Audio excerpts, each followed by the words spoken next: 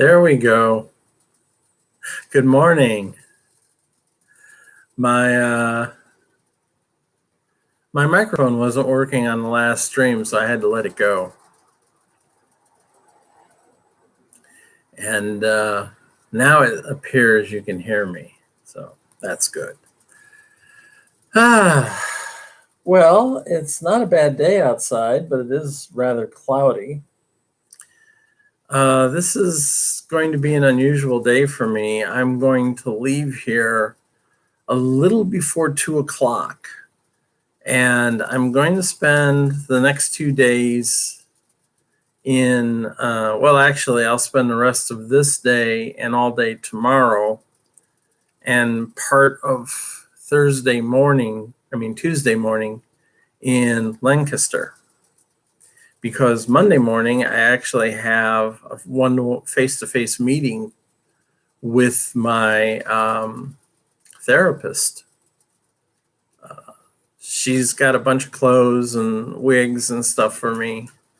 And so I'm going to go visit her and bring back some stuff. So because Monday morning, if I was leaving from here, I would have to be on the 7:30 bus to be there by 9 o'clock.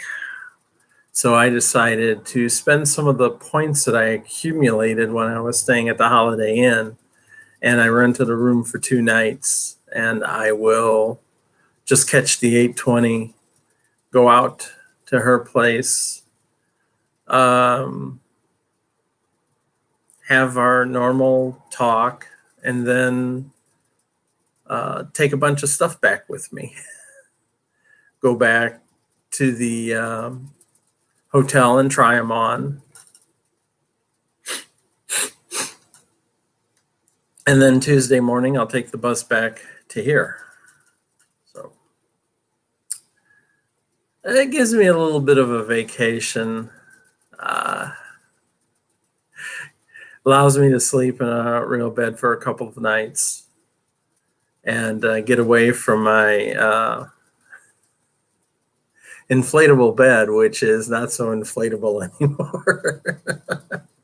It's got a leak in it someplace, and usually I got to pump it up a couple of times per night.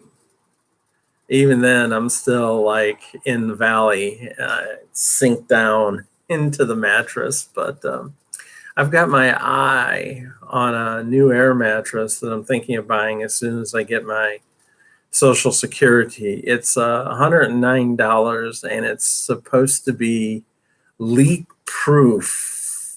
Yeah. I have yet to find an air mattress, and I've had how many? I've had 6 air mattresses. And after a while, they all leak. It can't be helped. Or they come apart. Everything wears out. Entropy. Second law of thermodynamics. Entropy increases. Can't be helped. So there you go. Not too bad. I get paid this coming Wednesday for Social Security, so I'll be able to cover my rent and a couple of other bills, and then just kick back on whatever I've got left. I'm still dieting, although my diet has become kind of a mess. I'm probably not going to lose a lot of weight, if any, this week. In fact, I may have actually gained a little weight. Particularly over the next 2 days, I'll be off my diet. I'm going to try to stay on it as much as possible by getting salads. The one place that I eat at normally when I'm at House of Pizza is, when I'm in Lancaster, I eat at House of Pizza. And they have salads. They have a chef salad, so I'm thinking of doing that. Yeah. But a lot of things going on. Today is National Coming Out Day.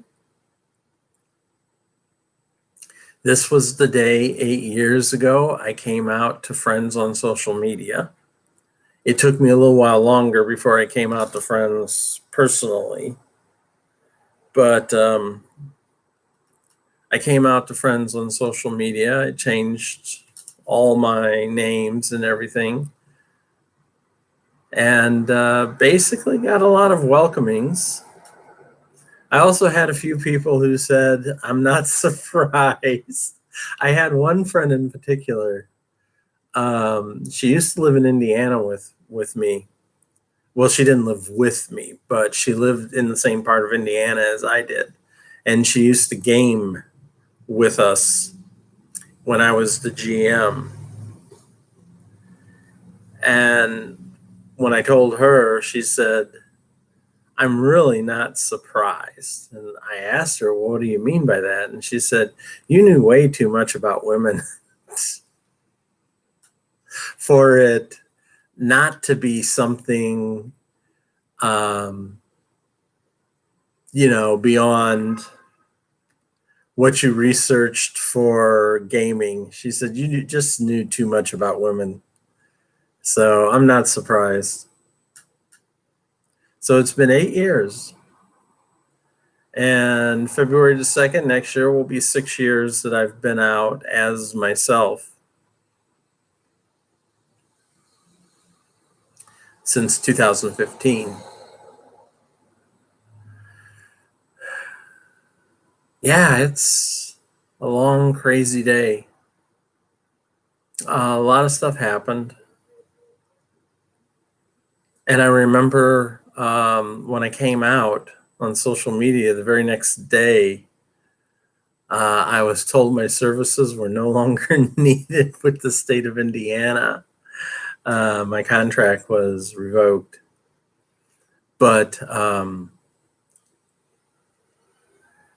they basically had me sign a paper saying I was resigning of my own free will, which is exactly what I wrote down on the paper. I am resigning of my own free will. I think part of that was due to the fact that I had actually come out to the HR rep. And she was there, and I think they were like, let's not piss her off. She might decide to sue us. But basically, they were asking me to leave. But they told me since I was resigning on my own,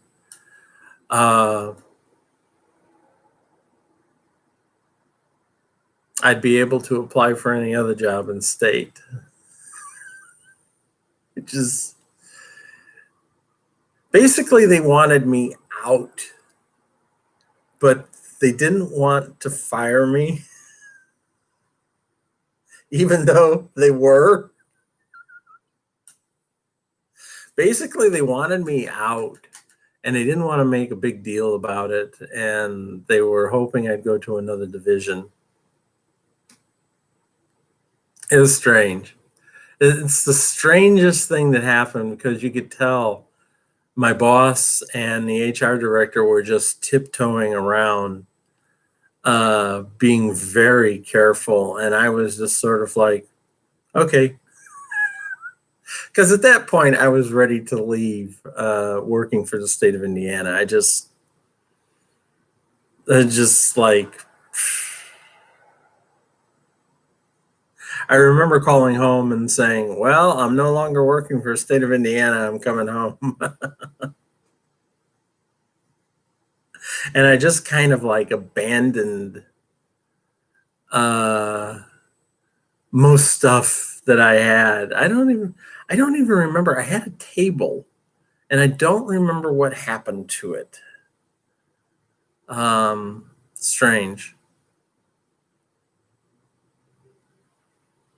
That was another apartment that I had where I had steps inside that I had to walk up to the apartment. I came through the main door, and then there was a flight of steps to go to the second floor apartment.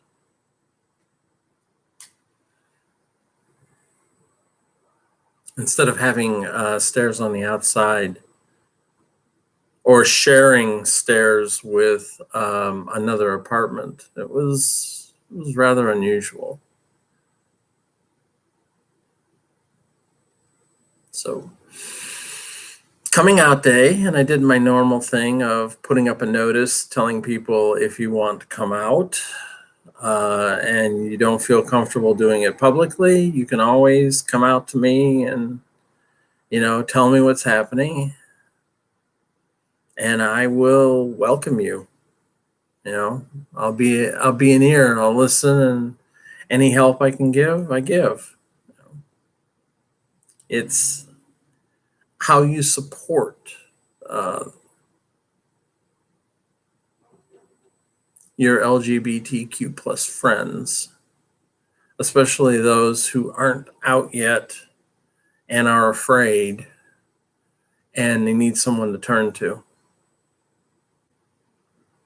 Because you know what?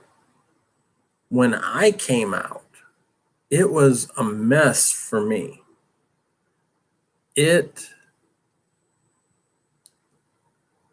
I didn't really know what to do. That was the biggest problem. I didn't know what to do. And I had a retired psychiatrist finally help me out and tell me the steps I needed to take to get started. And once I got started, the rest came easy. As I've said before, when I was in therapy, my gender therapist told me I was the most clinical patient she had, because I would always set these goals that I was trying to get to. And she said, I'd do all this research and then I'd start working on the goal, and finally I'd get to it and it'd be like, okay, I'm here. Now I'm going to move on. And she said, you were like that the entire time. You probably didn't realize it, but you were. So there I am, clinical. And yet I couldn't get started. I didn't know where to start. I really didn't. It was a mess. I'm glad I was given that help, because I was really, at that point, I was suffering and I didn't like it. What else is going on? Writing. I finished my collaboration with my friend, and I'm actually going to put it up online. And I did a PDF of the collaboration, so I'm going to put it up online and let people read it. You can see what myself and Sarah, that's the other woman I was working with, what we actually wrote.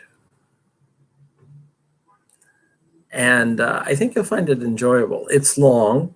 It's 14,100 words. It's actually 14,113, but no need to get it too exact.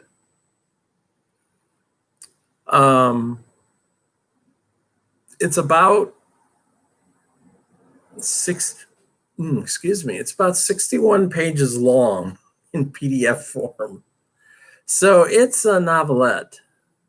And I've had people say that you have to get used to reading it in script format, but once you do, it goes quickly. And that's mainly because you're just reading dialogue. There's very few descriptions. The notes that are there for camera setups, we wrote this as a TV script. So you have to have those shots so you know what you're looking at. And one of the things my writing group was discussing the collaborations yesterday. And one of the things that I said was, when you're writing in a script format, you have to be able to view the story cinematically. You have to actually see in your head what's going on. So like when it'll say Two Shot, Perseid and Entity, or Perseid and Whole, or Perseid and Holly, Two-shot means two things are visible in the frame. So when you're reading that, you can imagine that these two things are visible in the frame. It's a different way of putting it in a script than you would say Percy had stared at the hole from about 2 meters back. Yeah. Which is how I'd probably write it for a normal story. But I checked. You can upload the story. If you click on it, it will bring it up and let you read it on the computer screen. So a little bit of sharing. You could have a chance to read something that I've recently written, and I had a ball writing it. I had a great time. Sarah and I clicked on a lot of stuff. It was a very enjoyable work that we did, and I'm really kind of proud of what we developed. I've already plotted out my story for NaNoWriMo. I know, surprise, right? I spent 2 days getting it together. I spent one day mind mapping it out so I had an idea of how the story would flow. And then I spent a day putting it in Scrivener.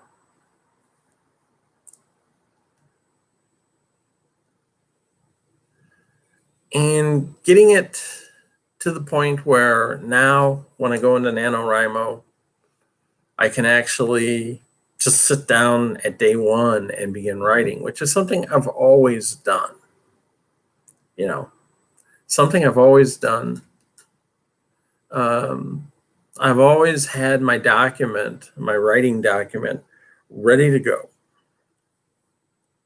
Now, I'll be honest, I don't think I'm going to get 50,000 words out of this story. I think it's going to be a novella. I'm thinking 35 to 40,000 words.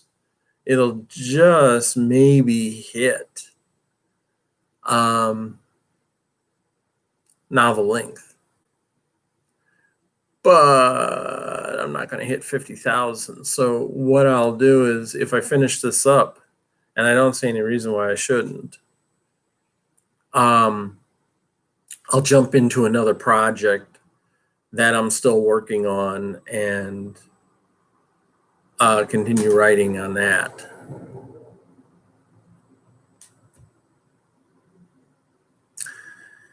Could write a brand new story and then finish up a document that has been lingering out there. I have a short novel that's been waiting. I don't remember how many words it is. It's probably going to be a novella.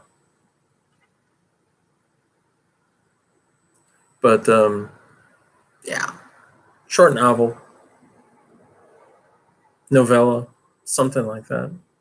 I've been meaning to finish it for quite some time. I just got to a point where I didn't know what I was going to write and kind of left it. But now I have a pretty good idea. So that'll probably be my second project. If I finish up my first story, I'll jump into that and use that to get to my 50,000 words. Yay.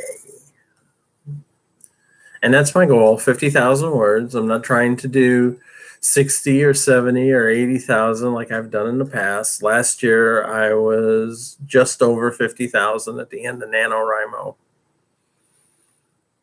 And I found some nights I could write 2,000 words without a problem. Some nights I discovered that I struggled to get 1667. But I wrote every day. And that's what I'll do this NaNoWriMo. I'll write every day. So probably do like I did the last time and write in 500 word blocks. That was what I did last year. I would write in 500 word blocks. I would write like 500 words in the morning. And then after lunch, I'd write another 500 words. And then at night, I'd write, 600 to 700 words and finish it off. And usually when I say 500 words, it was more like 573 or 615, something like that. But I would usually end like once I got past the 500 word mark, wherever I ended up, that's where I stopped for that time. So it was morning, noon, and then night I did my writing. Broke it up that way.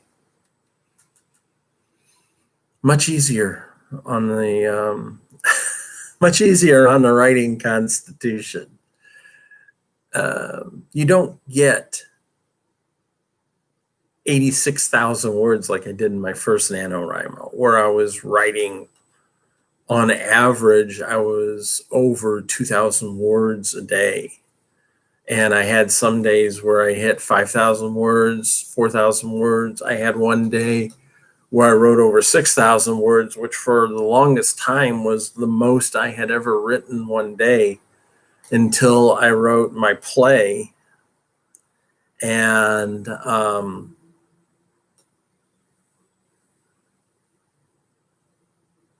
wrote, I think one day I wrote 8,000 words.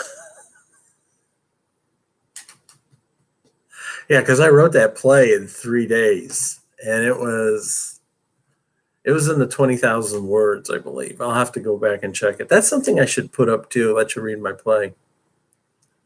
It's also a screenplay, so you could read that. And I'm still working on Annie and Carrie's novel. I got through Ostara. I got through Carrie's second meeting with Erwin, and now I'm doing Annie's first meeting with Diana as counselors, because they both have to go into counseling because they're both starting to get a little twitchy from the Guardian stuff. Yeah.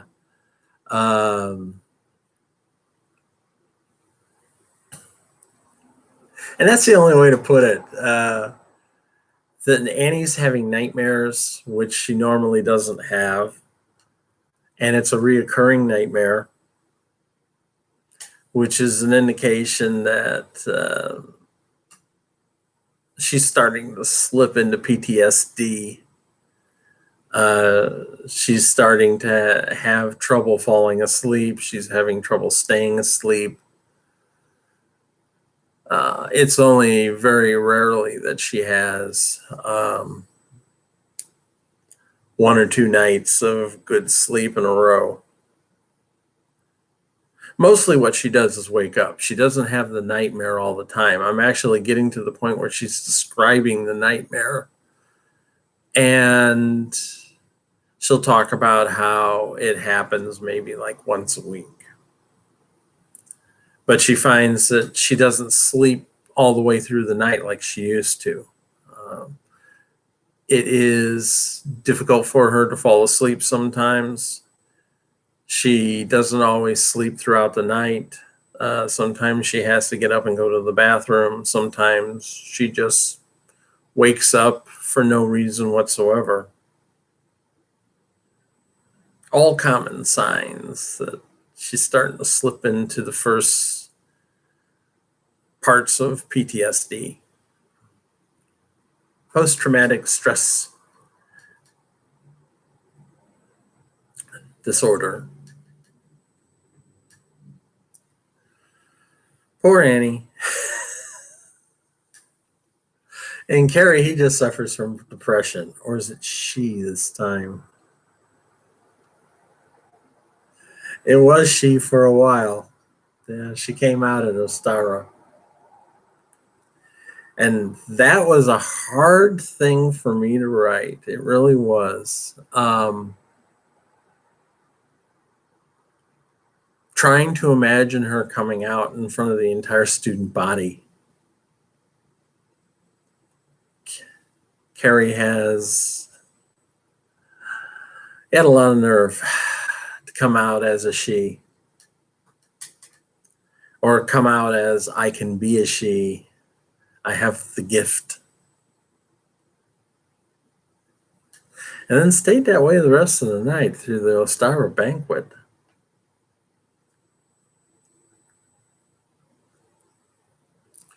So that's basically what I've been doing. There's one other thing. This is also a date to remember for me. This is the day I went into LBHH, Lancaster Behavioral Health Hospital. That's a fancy word for mental hospital. And that was predicated by something that happened at practice that night. I had Thursday night practice, and something happened, and it really just pushed me over the edge. I had been homeless at this point for about 3 weeks.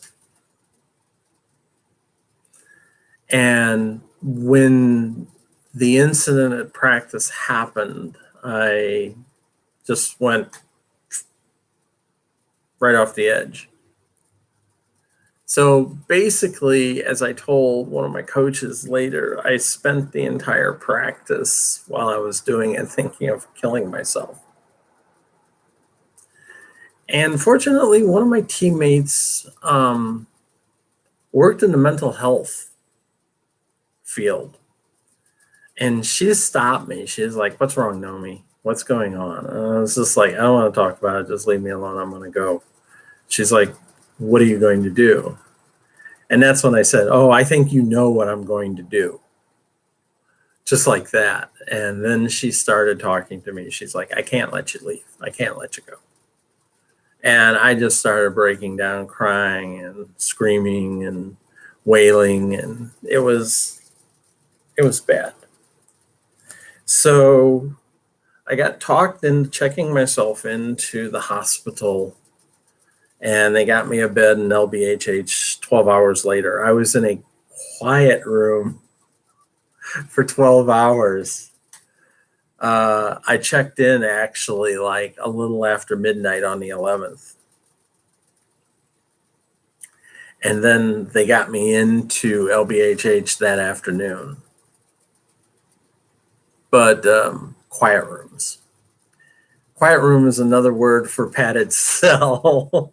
And it really is. It is. They do have like padding in there so you don't hurt yourself. And they were watching me the entire time on camera because I figured out that there was a blind spot, and I was starting to have a bit of a nervous breakdown. And so I went and sat in that blind spot trying to get some privacy. And like a minute later, the door flew open. It was like, "What are you doing?" "I'm just sitting here."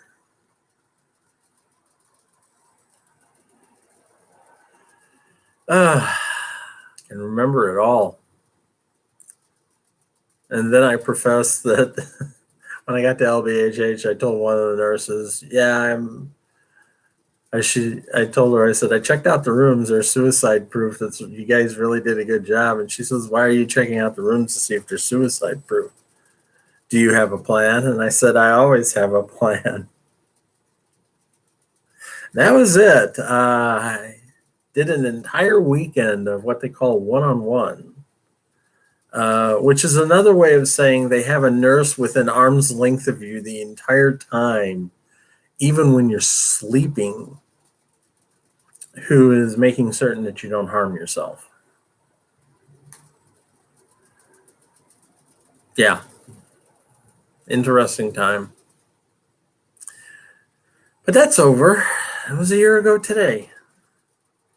Or a year ago tonight. No, it would have been a year ago earlier this evening. I probably woke up. I woke up at 10 till 2, which is my normal time. I usually wake up around that time to go to the bathroom. So,